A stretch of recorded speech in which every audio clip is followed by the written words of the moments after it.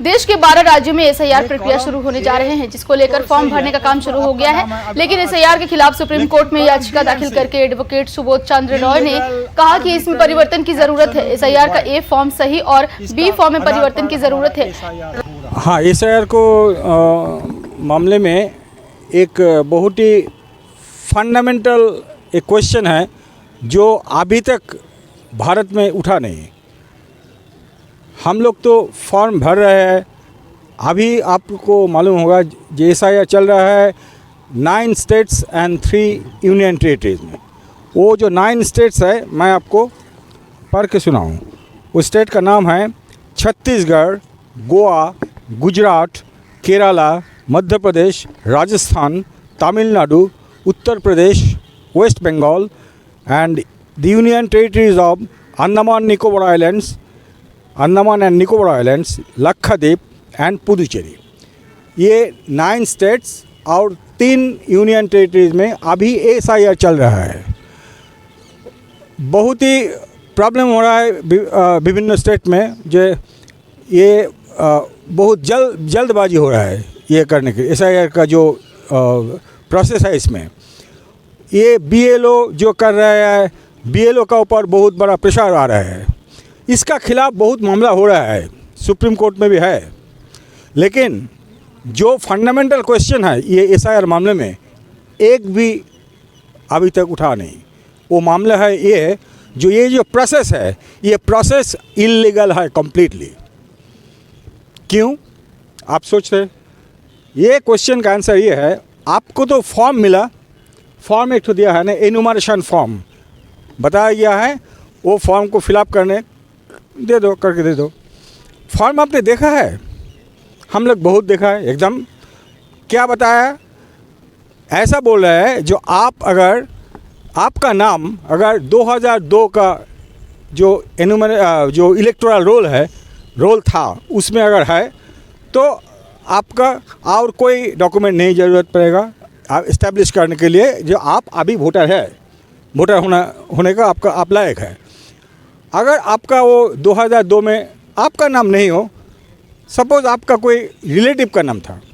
Relative का मतलब है फादर, मदर, ग्रैंडफादर और ग्रैंडमदर, तब भी चलेगा। तो आप फॉर्म भर दीजिए। आप अगर नोट किया होगा तो उसमें देखेंगे जो फॉर्म में 3 ठो कलम है। फर्स्ट कलम है क्या?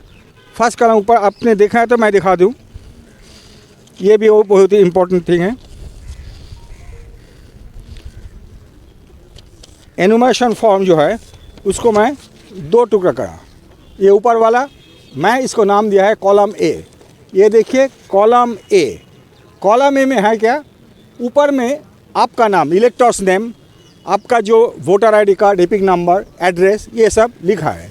क्योंकि अभी इलेक्शन कमीशन के पास आपका ये सारे डॉक्यूमेंट है। आपको क्या करने पड़ेगा, ये कॉलम ए में ये सब भर दीजिए। इलेक्टर, आपने इलेक्टर है, अभी इलेक्टर है ना, भर दीजिए। कॉलम में तो भर दिया। अभी प्रॉब्लम हो गया कॉलम बी, लोअर पार्ट। इसमें क्या लिखा है दिखाता हूँ। ये देखिए कॉलम बी तो वो फॉर्म में लिखा नहीं, मैं लिख दिया इसी सुविधा के लिए। देखिए बायां में जो है कॉलम बी, दाहिने में कॉलम सी मैंने लिखा। कॉलम बी में क्या है अभी देखिए। पहले लिखा है इलेक्टर्स नेम, एपिक, ये सब जो है। अभी कॉलम बी में कहते हैं आप भरिए details of the इलेक्टर in the electoral roll of the last SIR. ये इलेक्टर कौन है? आप हैं, आप भी है ना। आपका इधर ये फॉर्म, ये कॉलम भरने पड़ेगा। इधर कोई इफ्स एंड बट्स नहीं है। आप इलेक्टर अभी है तो वो इलेक्टर का नाम भरिए जो 2002 में थे। लेकिन ये भी हो सकता है 2002 में आप नहीं थे, बिल्कुल नहीं थे, आपका जन्म में हुआ 2002 के बाद। इस टाइम ये केस में आप भर सकेंगे ये कॉलम बी? नहीं, दैट्स इम्पॉसिबल। कॉलम बी तो आप भर नहीं सकेंगे। ये कॉलम आपका लिए नहीं है। तो आपके लिए जब नहीं है तो इलेक्टर लिखा क्यों? नंबर 1। अच्छा, सपोज वो जो बोल रहा है मुंह में, जो आपका नाम अगर 2000 लास्ट एसआईआर में नहीं है तब आपका कोई रिलेटिव का नाम हो तब भी चलेगा। क्या करेंगे, आप दाहिना कलम में लिख दीजिए। हम लोग सब दाहिना कलम में भर दे, जिसका नाम 2002 में नहीं है दाहिना कलम में चाहिए, कलम भी सी में। लेकिन हम लोग की ऐसा बुद्धू है, क्या लिखा है इधर, है लिखा है क्या भर दीजिए। जिसका नाम 2002 आपका नाम नहीं है तो आपका पिता का नाम कि माता का नाम होगा, लिख दीजिए ना। ऐसा तो इधर नहीं है, लिखा है details of the relative whose name is given in the previous column in the last SIR। Previous column का मतलब है कॉलम बी। लेकिन आपका खुद का तो नाम नहीं थे, तो खुद का जब नाम नहीं है तो आपका कोई डिटेल्स इधर नहीं रहेगा, कोई रिलेटिव का डिटेल्स भी नहीं रहेगा। तो आपको देना पड़ेगा इधर वो नाम जो रिलेटिव का नाम लिया है ये कॉलम बी में, ठीक है ना। Is it not absurdity? ये पॉसिबल है क्या, बताइए। आपका जो याचिका लगाई है उसमें क्या मांग की है? मांग क्या है इसे यार, सिंपल। जो ये SIR प्रोसेस में जो फॉर्म एनुमरेशन फॉर्म डिस्ट्रीब्यूट किया है, सुप्रीम कोर्ट को मैं ये रिक्वेस्ट किया है, प्रेयर, जो आप डिक्लेयर कीजिए जो कॉलम बी है illegal and unconstitutional. You can not ask anybody to fill up this because of the fact that उसका नाम हो सकता है भी 2002 में वो जन्म भी नहीं लिया, तो वो कैसे भरेगा, ये अनकॉन्स्टिट्यूशनल है। दाहिना जो है ये कम्प्लीटली इरेलीवेंट, ये फॉर्म फिलअप नहीं कर सकते हैं, क्योंकि आपका जन्म जब 2002 का बाद हुआ और 2002 के जो इलेक्टोरल रोल है उसमें नहीं था, तब आप ये नहीं भर पाएंगे। अगर ये भी नहीं भर पाएंगे, दाहिना भी नहीं भर पाएंगे, तो ये फॉर्म दिया है किसी लिए। इसका मतलब है आपको ये फॉर्म दे के बोला है, जो आप डिलिबरेटली अनइंटेंशनली में भी आप ये फॉर्म भरिए जिधर फॉल्स इन्फॉर्मेशन आप फर्निश कर रहे हैं। और फॉल्स इन्फॉर्मेशन फर्निश करने के लिए करने से क्या होगा, ये भी लिखा है 1 साल का कैद बस और जुर्माना और both. That means compulsorily they are actually taking you और asking you to fall into a trap जिधर आपका ये होगा। कोई आपका गलत नहीं है, किधर भी गलत जो है ये एनुमरेशन फॉर्म में, ये एनुमरेशन फॉर्म को डिक्लेयर करने पड़ेगा दिस इज अनकॉन्स्टिट्यूशनल। ये जो है कॉलम सी, ये ultra vires to representation of people act. क्यों?